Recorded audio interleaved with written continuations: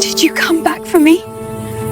An Apache woman, a wounded cowboy, one promise, 5 winters of waiting, and hoofbeats echoing across the desert at last. Subscribe to Wild Sky Stories. Turn on the bell icon so you can do not miss any new video. The desert wind carried dust across the forgotten valley where pale water had spent 5 winters waiting. She stood at the edge of the mesa, her dark hair whipping against her weathered face, watching the same trail she had watched every sunset since the day he rode away. Her grandmother called it foolishness. Her brother called it weakness. But Pale Water knew something they did not understand. She knew that love did not die simply because distance separated 2 hearts. She remembered the first time she saw him, bleeding and broken at the bottom of the canyon where his horse had thrown him during a flash flood. The other women of her village had wanted to leave him there. White men brought nothing but suffering, they said. White men took land and lives and gave nothing in return. But Pale Water had seen something different in his eyes when he opened them and looked at her. She had seen kindness where there should have been fear. She had seen gratitude where there should have been hatred. His name was Samuel Westbrook, though she had struggled to pronounce it at first, making him laugh despite his broken ribs and the deep gash across his shoulder. He was a cattle driver from Texas, he told her, separated from his crew during the storm.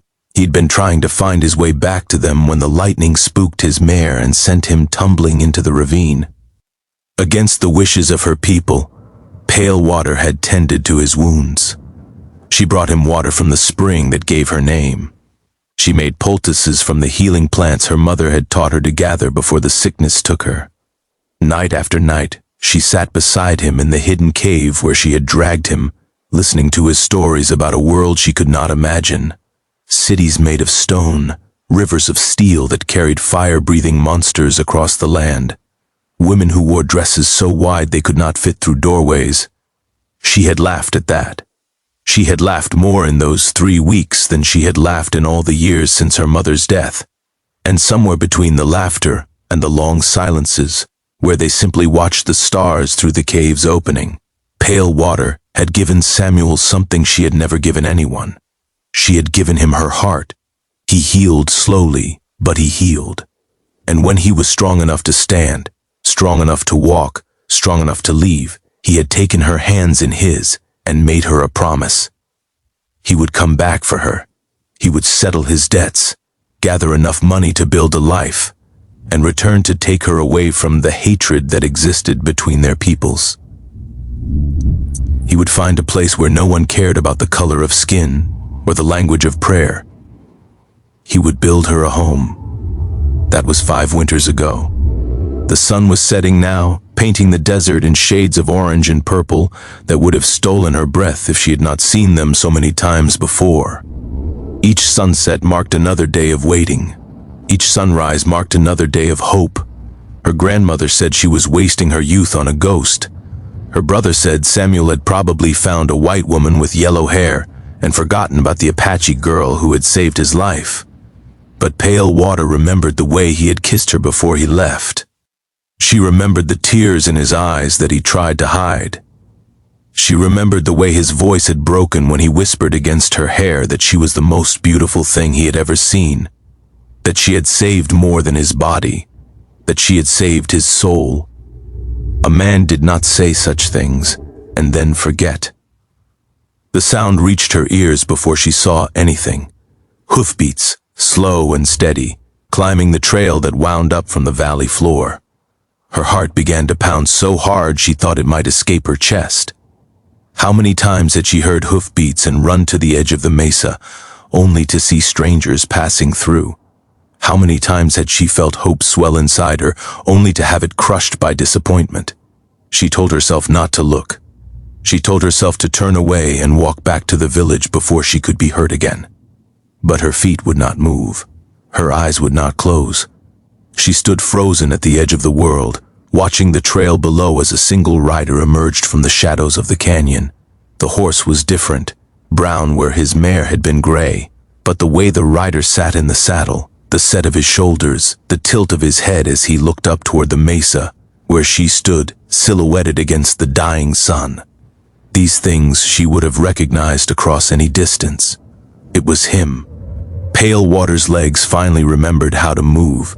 She ran. She ran like she had not run since childhood, her moccasins barely touching the stone as she flew down the path that connected her village to the valley below. Rocks scraped her ankles, branches caught at her dress. She did not care. She could not feel pain. She could only feel the desperate need to reach him, to touch him, to know that he was real, and not another dream that would dissolve in the morning light. They met at the base of the mesa, where the trail leveled out, and a single juniper tree grew from a crack in the red rock. Samuel swung down from his horse before it fully stopped, stumbling in his haste, catching himself, and then standing there with his arms at his sides, like he was afraid to move. He looked older. His face was leaner, harder, carved by years of sun and wind and something else, something that looked like sorrow. Gray touched the hair at his temples now. Lines creased the corners of his eyes, but those eyes themselves had not changed. Blue as the summer sky over the mountains, blue as the water in the sacred pool where she had gone to pray for his return. Pale Water stopped 3 feet away from him. Her chest heaved from the run. Her hair had come loose from its braid and hung wild around her face. She wanted to throw herself into his arms. She wanted to scream at him for making her wait so long. She wanted to weep with relief and fury and love all at once. Instead, she asked the only question that mattered. "Did you come back for me?" Samuel's face crumbled. The hard lines softened. The walls he had built around himself during 5 years of struggle and hardship fell away, and she saw the man she remembered, the man who had held her hand in a dark cave and promised her forever. "I came back," he said, his voice rough with emotion. "I came back because there has not been a single day, not a single hour, not a single minute when I did not think of you. I came back because I tried to forget and could not. I came back because I built that house I promised you. I built it with my own hands, board by board, nail by nail, and every time I drove a nail into wood, I thought of you. Every time I planted a seed in the garden, I imagined you walking between the rows. Every time I laid my head down at night, I reached for you and woke up weeping because you were not there." Tears were streaming down Pale Water's face now, but she did not whip. "Eat them away." "5 winters," she whispered. "I waited 5 winters, Samuel. They told me you would not come. They told me I was a fool." He closed the distance between them in 2 steps, taking her face in his hands the way he had done on the day he left. His palms were rougher now, calloused from years of building and working and fighting to create something from nothing. But his touch was just as gentle as she remembered. "There were troubles," he said. "Debts I inherited from my father's death. A war between ranchers that pulled me in before I could escape. Men who wanted me dead and chased me across 3 territories. I wrote letters, Pale Water, dozens of letters. I gave them to every trader and traveler who passed through, begging them to find you, to tell you I had not forgotten. Did none of them reach you?" She shook her head. No letters, no word, only silence. A sound escaped him that was half sob, half curse. He pulled her against his chest and held her so tightly she could feel his heart beating against her cheek. "I am so sorry. I am so sorry I made you wait. I am so sorry I could not come sooner. There were nights I considered riding away from everything, leaving the house half built and the debts unpaid, just so I could see your face again. But I wanted to give you the life I promised. I wanted to have something to offer you. Not just words and dreams, but walls and a roof and land where we could grow old together." Pale Water wrapped her arms around him and breathed in the scent she had almost forgotten. Leather and sage and something that was simply him. "I would have lived with you in a cave forever," she said. "I would have followed you into the desert with nothing but the clothes on my back. I did not need a house, Samuel. I only needed you. I know that now." He pulled back just enough to look into her eyes. "I know that now because 5 years of building a house taught me that walls mean nothing without someone to share them. I finished the last board 3 months ago. I stood in the doorway and looked at what I had created, and I felt only emptiness, because you were not there to see it. You were not there to tell me where to hang the curtains or where to plant the flowers. You were not there to fill it with laughter and love and all the things that turn a house into a home. He reached into his shirt and pulled out a leather cord. Hanging from it was a small silver ring, simple and unadorned except for a single turquoise stone set into the band. "I made this," he said. "I traded a year's worth of cattle for the silver. I traveled 200 miles to find a turquoise that matched the color of the sky over this mesa. I have carried it against my heart every day since, waiting for the moment when I could place it on your finger." Pale Water stared at the ring through her tears. She understood what it meant. In his world it was a symbol of binding, of promising, of becoming one. In her world, they had different ceremonies, different traditions, but the meaning was the same. It was an offering of forever. "My people," she began, "will they let you go?" The fear in his voice was raw and undisguised. She thought of her grandmother, who had lost her own husband to a soldier's bullet and had spent 40 years since in mourning. She thought of her brother, who pretended to hate all white men, but had once confessed to her in darkness that he envied her courage to love beyond the boundaries their world had drawn. She thought of the village that had been her home since birth, the only family she had known, the land that held the bones of her ancestors. "They will not stop me," she said finally. "They will grieve. They will be angry. Some of them will never forgive me. But they have seen my suffering the 5 years. They have watched me wait and pray and refuse to let go of hope. Even those who do not understand will not keep me prisoner. That is not our way." Samuel closed his eyes in relief. "And you? Will you come with me? Will you leave everything you have known to build a life in a place where there will be those who hate you simply for who you are? Because I will not lie to you, Pale Water. The world I am taking you to is not always kind. There will be people who look at us and see only wrong. There will be towns where we are not welcome.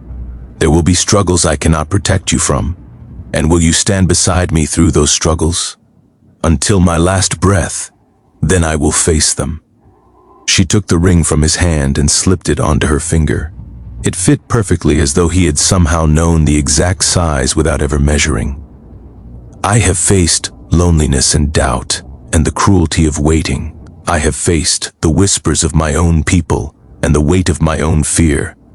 I can face anything, Samuel, as long as I do not have to face it alone." He kissed her then, for the first time in 5 years. It was not the desperate kiss of that last night in the cave. It was something deeper, something quieter, something that spoke of patience and endurance, and a love that had survived distance and time, and all the forces that had tried to destroy it. When they finally pulled apart, the stars had begun to emerge overhead. The same stars they had watched together from the cave's opening. The same stars that had witnessed his promise and her faith in it. "I will need time," she said, "to say goodbye, to pack what little I wish to carry with me, to perform the ceremonies that will allow me to leave without bringing bad fortune upon those I leave behind." "I will wait," he said. "I have waited 5 years to find you again. I can wait a few more days." She smiled. Then, the first real smile that had touched her face since the morning he rode away. "You will not have to wait alone this time. I will bring you to my grandmother's fire. I will feed you and introduce you to my brother. I will show you the spring that gave me my name and the grave where my mother sleeps. I will share with you all the parts of my life that you have never seen, so that when we leave together, you will understand what I am giving up and what I am choosing instead." Samuel took her hand, lacing his fingers through hers. "And I will show you the house I built with your face in my mind. I will show you the room I made for our children, if we are blessed with them. I will show you the view from the porch at sunset and the way the morning light falls through the windows. I will give you every part of the life I have created, because every part of it was created for you." They walked together toward the village hand in hand, as the night settled around them like a blessing. Behind them, Samuel's horse followed patiently, carrying supplies for a journey that had ended and provisions for a journey that would soon begin. Pale Water did not look back at the mesa where she had spent so many sunsets waiting. She did not need to. The waiting was over. The man she loved had returned to her, just as he had promised. And whatever challenges lay ahead, whatever prejudice they would face in the world beyond the valley, she knew they would face it together. Love, she understood now, was not about the absence of obstacles. It was about finding someone worth climbing over every obstacle for. And Samuel Westbrook, the broken cowboy she had saved from a canyon flood 5 winters ago, was worth every moment of waiting, every tear she had shed, every prayer she had whispered to the stars. He had come back for her, and she would never let him go again.